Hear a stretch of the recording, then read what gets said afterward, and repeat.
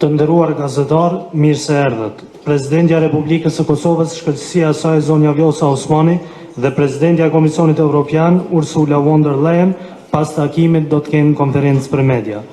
Fillimisht do të kemi deklaratat e Presidentes Osmani dhe Presidentes von der Leyen, ndërkaq më pas do t'i marrim edhe pyetjet tuaja. Zonja Presidente, fjala për ju. Faleminderit, e nderuar Presidente e Komisionit Evropian, të nderuar anëtarë të delegacioneve, të nderuar përfaqësues të medjeve. E dashur Ursula, edhe njëherë dëshiroj t'ju uroj mirëseardhje në Republikën e Kosovës dhe t'ju shpreh mirënjohjen tonë për vendosmërinë tuaj të pakompromis për t'i sjellë vendet aspiruese, të cilat ndajnë vlerat të përbashkëta evropiane më pranë Bashkimit Evropian. Takimi ynë sot u fokusua në planin e ri të rritjes për Ballkanin Perëndimor, të cilin e prezantoi Presidentja von der Leyen. Krahas kësaj, kisha mundësinë që ta informoj Presidenten von der Leyen për zhvillimet e fundit në vend, si dhe për angazhimin e çdoditshëm të institucioneve tona për ta integruar Kosovën në Bashkimin Evropian. Plani gjithëpërfshirës i prezantuar sot, i bazuar në 4 shtylla, shënon një hap të rëndësishëm drejt integrimit tonë në tregun e përbashkët evropian.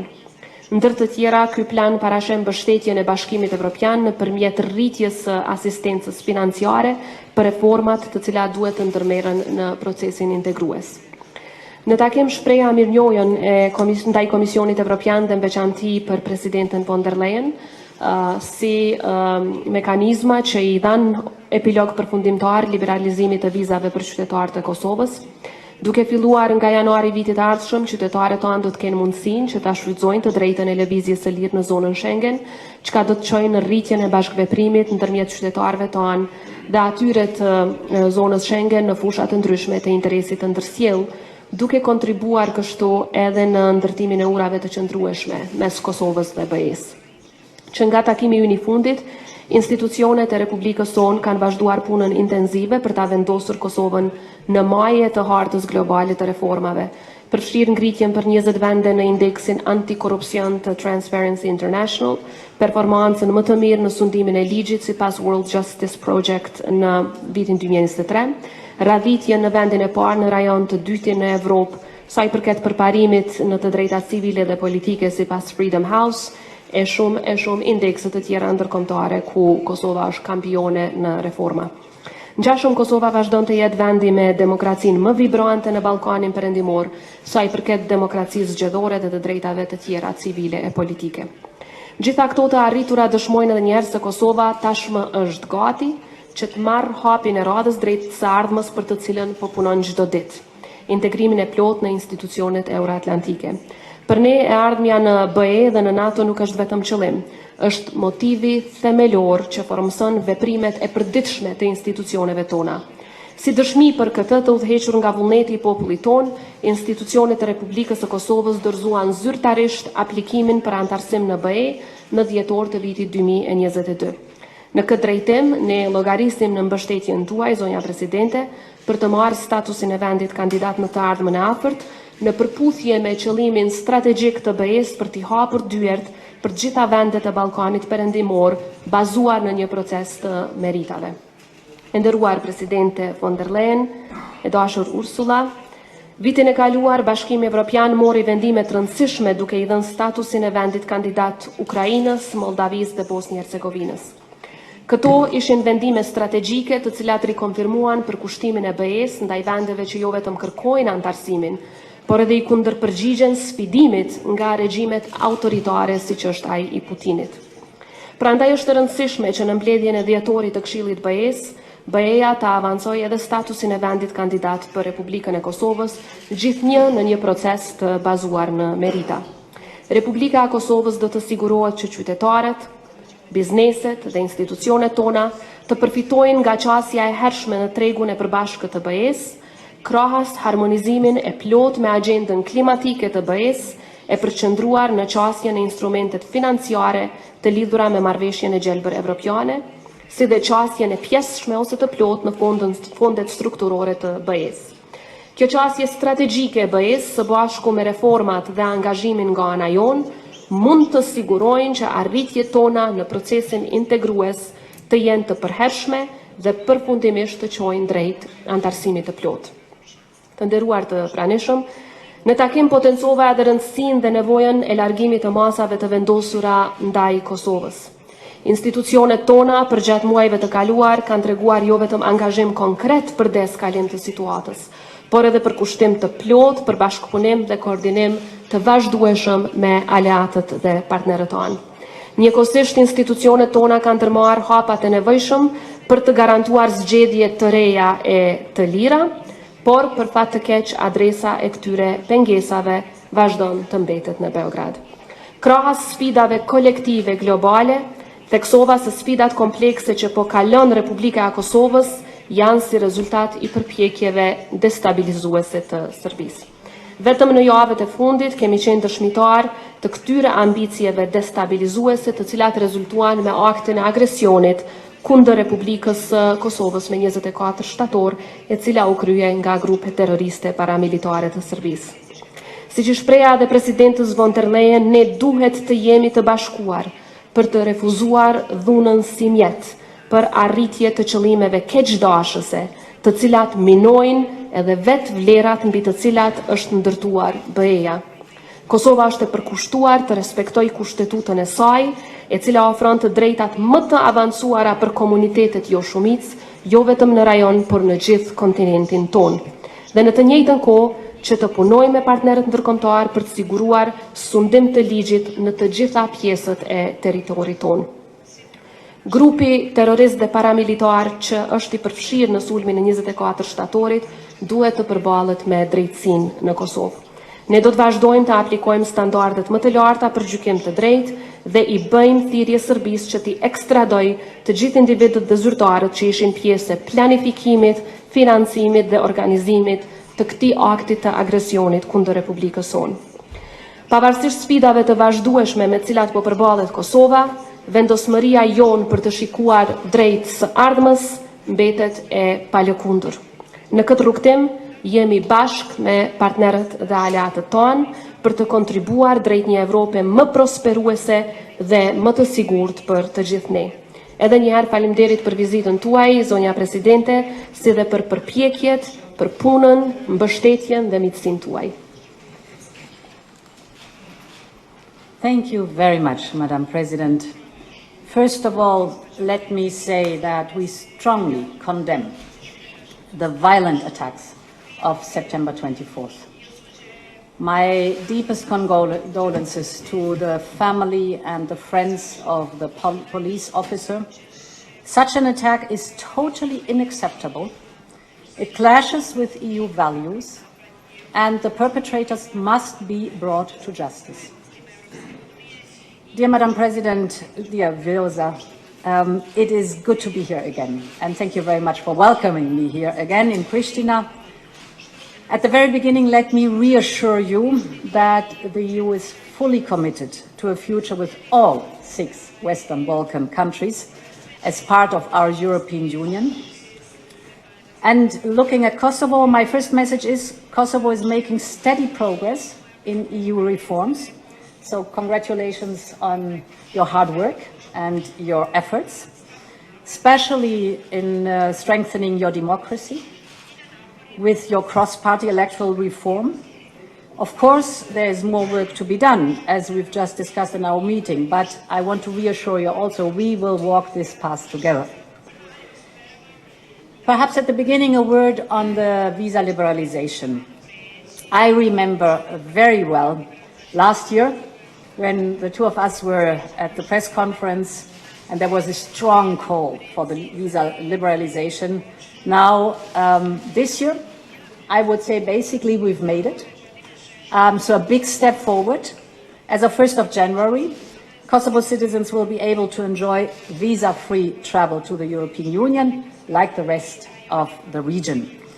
And we all know this is a fantastic way to bring our people closer. It is a very important milestone in our relations, so well done. This is a result of years of hard work on the side of Kosovo, I know it. My second message is we have to bring our economies closer.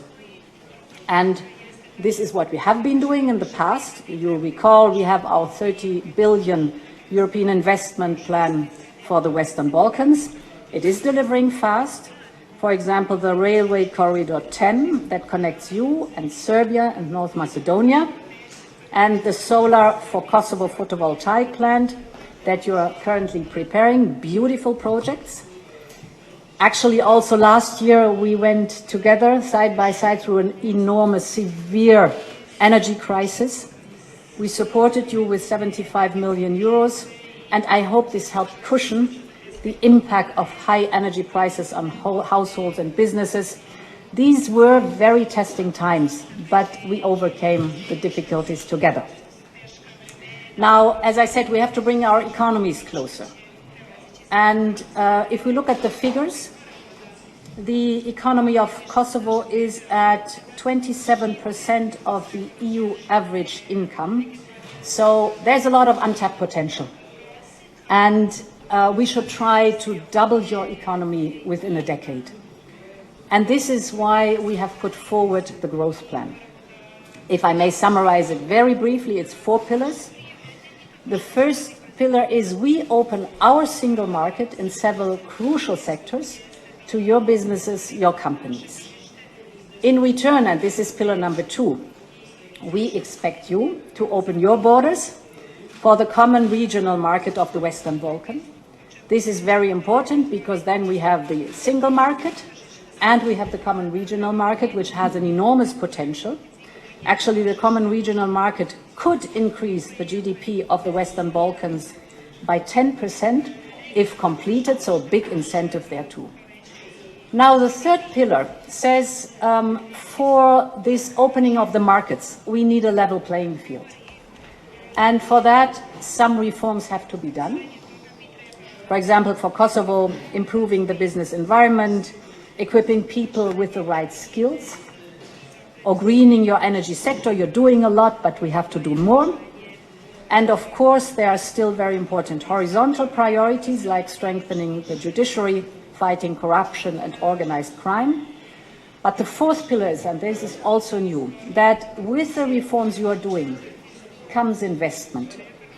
This is a principle we have adopted in the European Union in our so-called Next Generation EU plan, investment and reforms, and it works very well. So if it works in the European Union's member state, I'm convinced it will also work in the Western Balkan countries. So this growth plan is supposed to boost your economy. Most importantly, it will create good jobs. And it will support you on your way in the accession to the European Union. I believe this is the right offer at the right time. As I said, the plan has the potential to double your economy within a decade, and it will play an important role on your path to the European Union. My last message. We all know we only can achieve all these steps forward and successes if Kosovo and Serbia normalize their relations. It is absolutely crucial for both to engage, to cooperate, and we've discussed the topic together that Kosovo could launch the procedure to establish the Association of Serb Majority Municipalities. That is the draft statement of last week. Serbia should deliver on de facto recognition. This is what I will discuss tomorrow in Serbia. And of course, the EU dialogue is the place to discuss these topics. We're deeply convinced this is the only way to go forward, not only to access the growth plan, but also towards a future in which Kosovo, and we really hope it's going to happen, is part of the European Union. Thank you very much. Të nderuar gazetar, tani do të kemi 2 pyetje për presidentin Osmani dhe 2 pyetje për presidentin Ursula von der Leyen. Fillojmë me Reuters. From Reuters.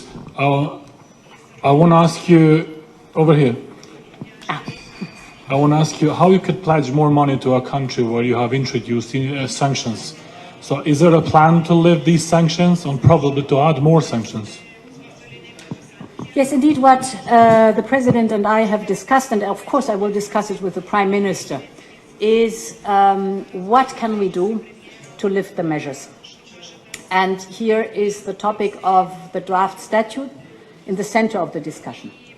And it is a part, this is not very technical what I said, but basically it is an important step forward in the normalization of relations between Kosovo and Serbia. This is crucial. And it will, of course, also open the door to access to the growth plan. So we're working on it. This is something where we need both sides to do their necessary step forwards, but it is also crucial not only to have the de-escalation, but also to move forward on the path towards the European Union. Vazhdojmë me pyetjen tjetër. VTK. E dom Podgorica prej RTK-s, pyetja ime është për zonjën Osmani. Zonja Osmani, është plani për asociacionin që e ka sjellë peshqja në Prishtinë në harmoni me Kushtetutin e Republikës së Kosovës?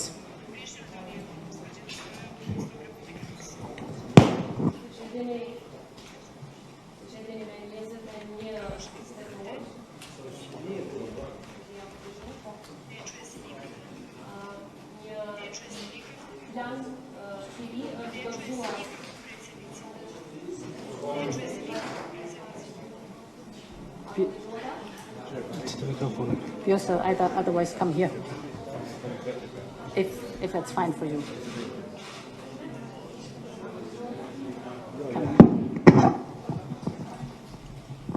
Sorry about that.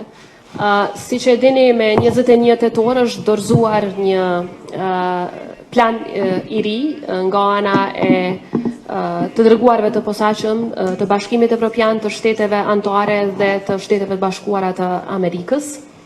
Aty parashihet që vlerësimin e kushtetutshmërisë atij drafti do ta bëjë gjykata kushtetuese e Republikës së Kosovës, kështu që unë nuk do të ngutesha me e shpall në përputhje me kushtetutën. Kjo është detyre gjykatës kushtetuese dhe është institucioni në Republikën e Kosovës që e bën atë vlerësim, natyrisht nëse asaj I paraprin akti I nënshkrimit apo miratimit të atij draft statuti siç parashihet aty. Që këtë vlerësim duhet ta bëjë gjykata. Vazhdojmë me pyetjen tjetër.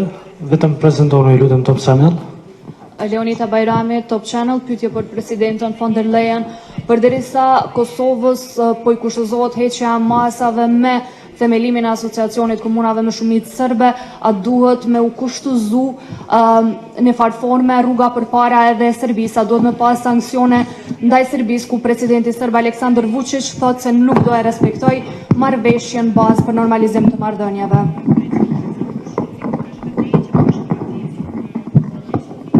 Yeah. So, of course, de-escalation always requires that are two who comply and are willing to de-escalate and to normalize. You need both parties. And therefore, I will, after having been here in Kosovo, travel tonight to Montenegro, but then to Serbia. And of course, there I will discuss the steps that are necessary for Serbia for a de facto recognition of Kosovo. I will discuss with the President how this material could materialize. So this is very important too, without any question. Kemi edhe pyetjen e fundit. Burim Zariqi, Radio Televizionit tani, zonja von der Leyen, për ju një pyetje dhe zonjën presidente Osmani.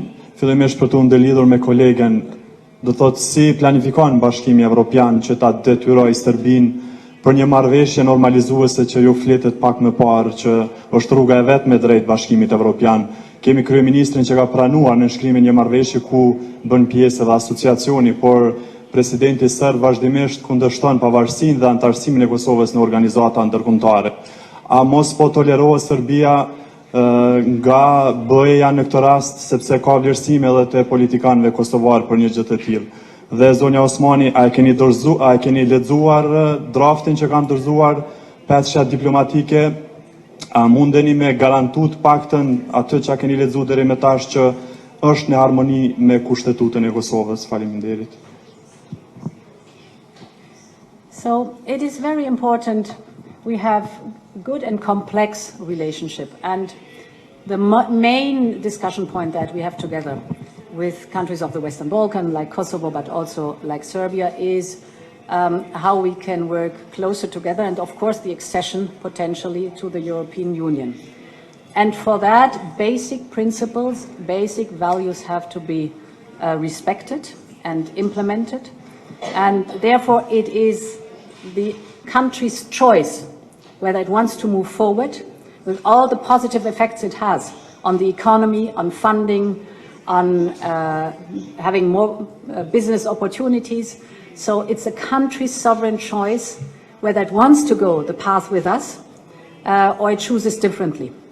So there are a lot of incentives which you might win and gain when you move forward, and a principle of the European Union is normalization of neighborly relations, good neighborly relations. We all have our history. The history of enlargement is a history of countries that had, we came out of World War II when we started the European Union. So it is a history of peace and of reconciliation and of normalization of relations. And therefore, this is a precondition to join the European Union. But as I said, there are many, many gains accompanied with it too. Sa I përket pyetjes suaj për draftin e statutit, siç e përmendët edhe ju me të drejtë. Në takimin e fundit në Bruksel, Kosova ka treguar gjithë gatishmërinë që të organizohet një proces I nënshkrimit ku do të fillojë me marrëveshjen bazike, sepse aty rregullohen shumica e gjërave, po përfshirë edhe aneksin dhe draftin e statutit.